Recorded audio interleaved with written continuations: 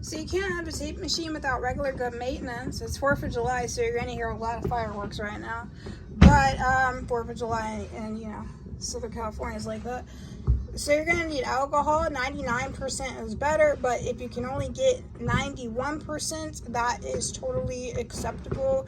There's also a different type of alcohol. It's much more expensive. Forgot what it's called, but I'll try to link it. And it's like $20 for a bottle this size, but that's the best one to use, in my opinion. And so what you're going to do is you're going to get a swab that's specifically made for tape machines because it leaves no lint behind. So you can order a package of these, like 100 for probably $5 or $10. And then what we're going to do is we're going to wet it. You wet it, and this is with any tape machine. You're going to, main thing I focus on is the erase heads, and this is the erase head right here, and the record head, which is right here. Okay, you're gonna like want to clean this for a while. Some people will do this for like an hour. You gotta be careful though, because sometimes you can end up damaging certain things. Not everything on the tape machine is meant to be cleaned with alcohol. I learned that the hard way, where I actually melted I forgot what the part is called. So you want to clean it really, really, really well, all where the tape path is at. Sometimes I'll be a little bit over the top with this. You see how dirty this is already? Look at how dirty that is. Really dirty. So sometimes I'll be very meticulous. I probably will today, and I'll use 2 to 3 fresh swabs. Now they say, how often should you clean your tape machine? I recommend doing it every single time you switch tape. Sometimes you're not always going to do that, but you will maybe pay the price later because the recordings will be not as clean. It can damage a nice tape, and once a tape is slightly damaged with dropouts, this may or may not help to recover that part of the tape. So okay, you see this is extremely dirty, and I just cleaned it actually recently, but I didn't clean it that well.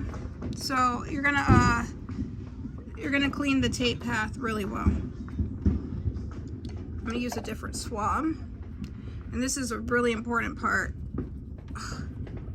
If buildup comes on years, you'll see this part get really worn out. You see how this swab is getting like black? It is dirty. All right, now this part I don't like cleaning because I've actually melted one of these before. So I use a different type of cleaner for that. I'm not gonna do that today. So let me go ahead and switch swabs here. All right, and here we go. And I'm still continuing on. Mainly focusing on this record head. And if you have like a damaged head, you'll actually see the crud and stuff.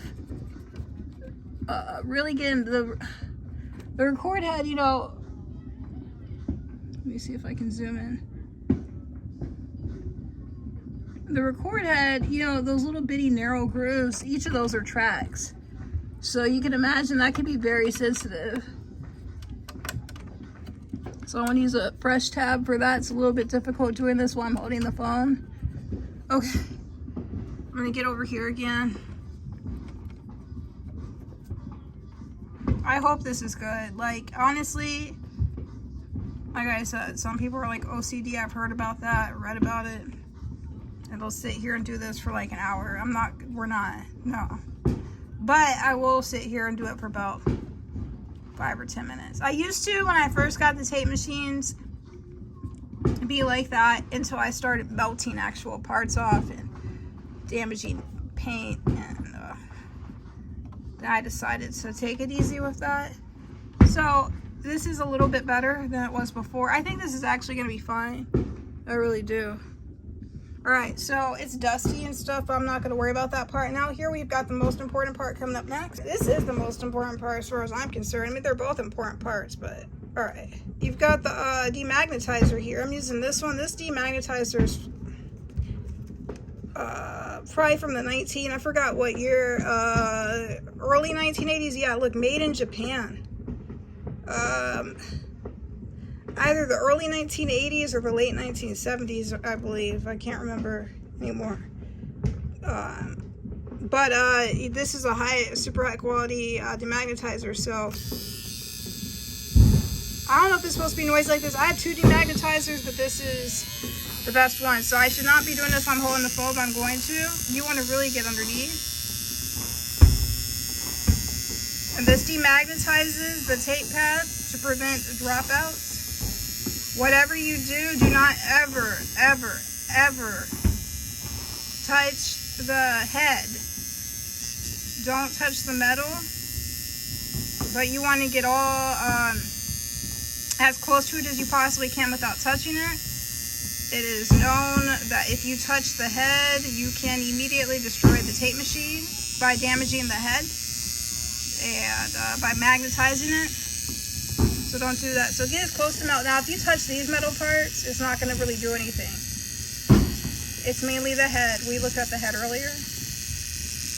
I still, out of good practice, like to be very controlled and like to not touch any of the metal. And you can actually feel it as it's demagnetizing. You can feel it kind of breaking up clusters. Now what you're supposed to do is kind of go in little small circles and move very slowly. Oh shit. Move very slowly in small circles. This is going to prevent dropouts. It's going to make the tape sound clearer too. And you should do this, in my opinion, every time you switch the tape or in between songs or in between recordings.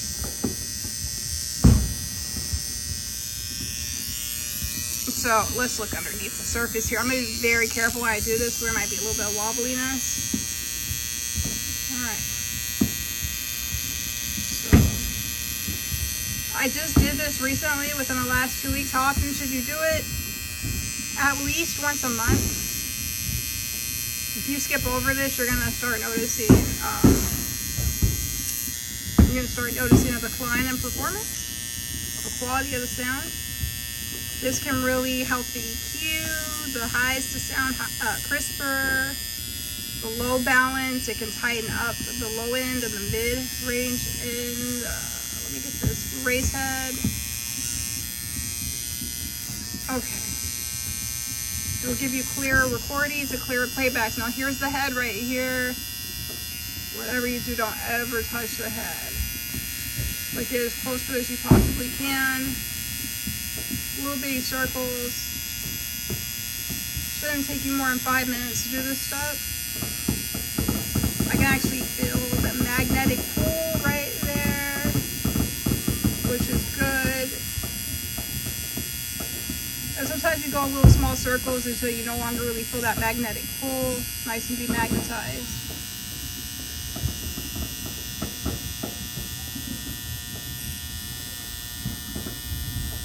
Sometimes I'll underdo it a little bit like right now, so I don't potentially overdo it.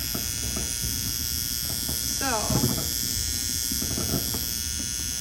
some people might say, what do I do? What happens if I touch the head and it doesn't sound the same anymore? Go to a tape repair. You probably have to get a brand new head, which is going to maybe be the equivalent to the cost of a tape machine. Fortunately, I've never done that. And back up slowly before you turn it off. Don't ever turn it off. Get about 5 feet away. I usually stretch out my hand all the way back, and then I hit that off switch once it's about 2 feet away. And last but not least, never have a roll of tape. That's why you don't see tape on this one right here next to a demagnetizer, or it can erase what's on the actual tape. All right, talk to you later. Have a great rest day. That is tape care. Bye bye.